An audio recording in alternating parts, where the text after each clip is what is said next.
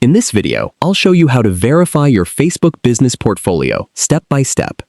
First, open Meta Business Suite and sign in to your Facebook account. From the business settings, select your business portfolio and open Security Center. Look for the Business Verification section and click Start Verification if the option is available. Enter your business's legal name, address, phone number, and other required details, exactly as they appear on your official business documents.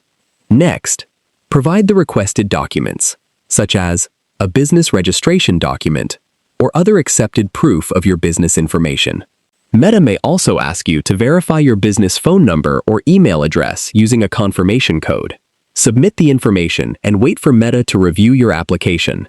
You can return to the Security Center to check the verification status. If Meta requests additional information, follow the instructions and submit the required documents. Keep in mind that business verification isn't available or required for every business. An approval depends on Meta's verification process.